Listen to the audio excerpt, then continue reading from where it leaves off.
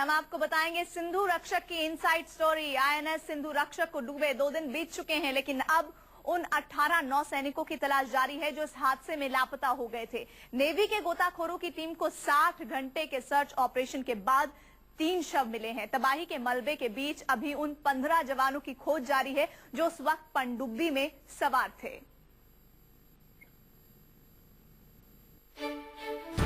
समंदर की तलहटी में सबसे बड़ी तलाश। पनडुब्बी के मलबे में जिंदगी की तलाश।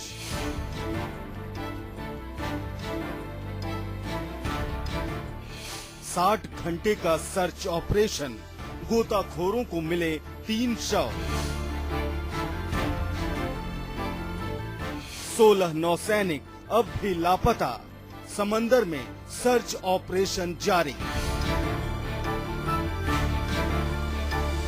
कुछ इसी तरह नौसेना के गोताखोर समंदर के भीतर कर रहे हैं सबसे बड़ी तलाश। ये तलाश उन जाबाज जवानों की है जो पनडुब्बी डूबने के बाद से लापता हैं।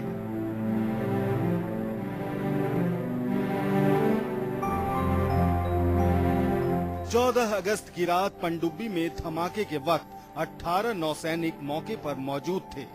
पनडुब्बी के डूबने के बाद से नेवी के गोताखोर समंदर के तह में जाकर उन 18 नौसैनिकों को तलाशने का काम कर रहे हैं। तमाम मुश्किलों के बीच गोताखोरों को 3 नौसैनिकों का शव मिल गया है।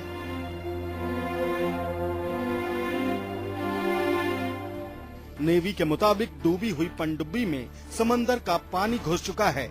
पनडुब्बी में पानी भरने की वजह से सिंधु रक्षक के दरवाजे जाम हो चुके हैं और गोताखोरों को पनडुब्बी के भीतर घुसने में काफी मुश्किल हो रही है। नेवी के मुताबिक सिंधु रक्षक के भीतर तेल और कीचड़ भर चुका है। पनडुब्बी में घना अंधेरा छाया हुआ है और गोताखोरों का पनडुब्बी के भीतर देख पाना मुमकिन नहीं है। पानी के भीतर शक्तिशाली लाइट लेकर उतरे गोताखोरों ने बड़ी मुश्किल से पनडुब्बी के आसपास का जायजा लिया और उसके भीतर के कुछ हिस्सों तक पहुंच सके। धमाके की वजह से सिंधु रक्षक पनडुब्बी के कई हिस्से बुरी तरह बर्बाद हो चुके हैं।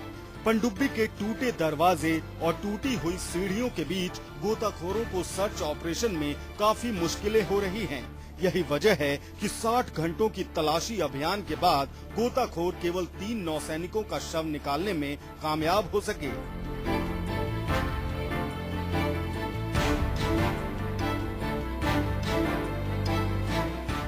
डूबी हुई पनडुब्बी के भीतर घुसने की जगह इतनी कम रह चुकी है कि फिलहाल एक ही गोताखोर एक वक्त में पनडुब्बी के भीतर पहुंच पा रहा है।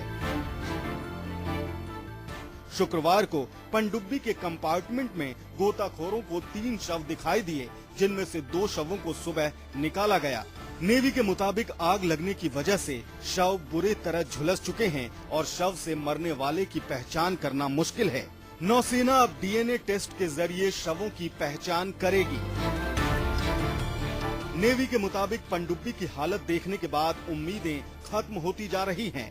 धमाके के बाद आग लगने की वजह से सिंधु रक्षक का ज्यादातर हिस्सा बर्बाद हो चुका है।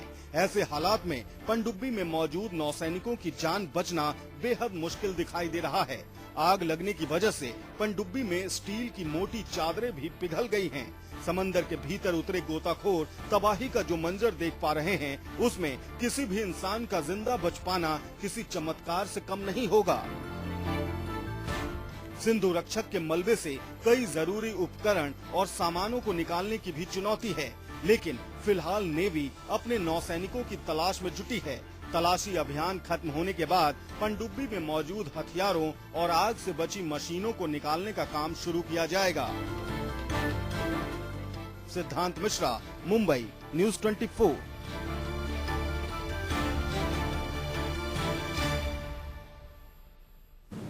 लेकिन जिस तरह से नाकामयाबियों के बीच वक्त बीतता जा रहा था, उससे उम्मीद की डोर कमजोर होती जा रही थी। आज 3 शव मिलने के बाद ये जाहिर होने लगा है कि भारत ने शानदार पनडुब्बी खोने के साथ साथ ही अपने जाबाज जवानों को भी खो दिया है। फिर भी करिश्मे की आस अभी भी बाकी रह गई है।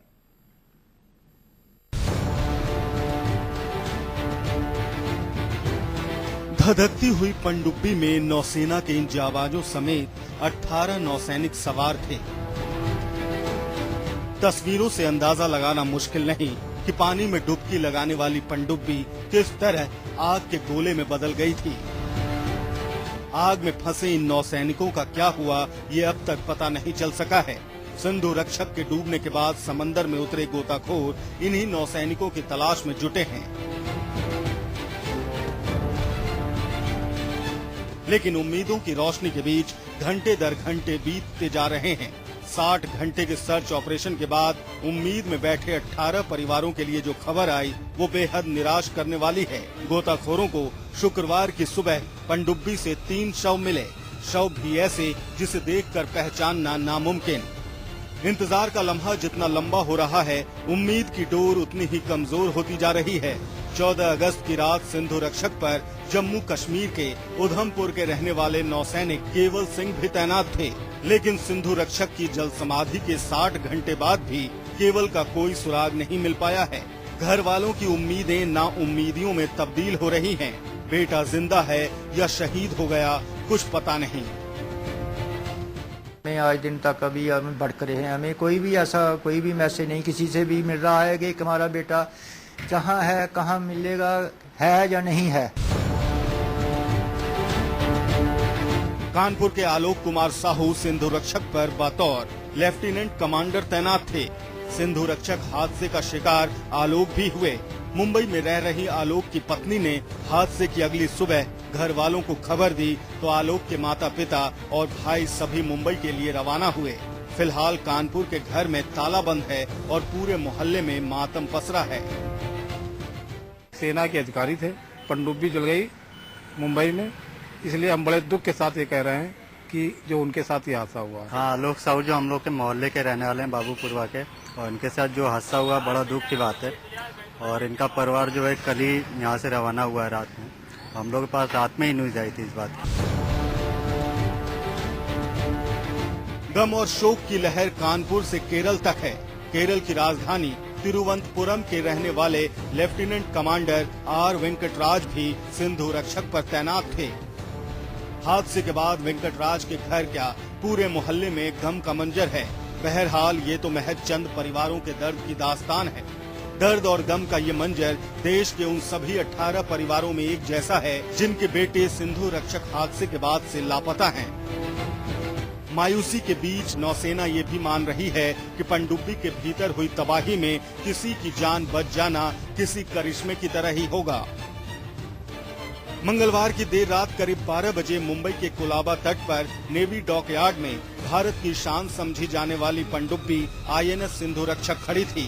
तभी पहले एक धमाका हुआ और फिर लगातार 2 धमाकों के बाद सिंधु रक्षक समंदर में समा गई। इस हादसे में 3 अधिकारियों समेत 18 नौसैनिकों के मरने की आशंका जताई जा रही है। Bureau report, news 24।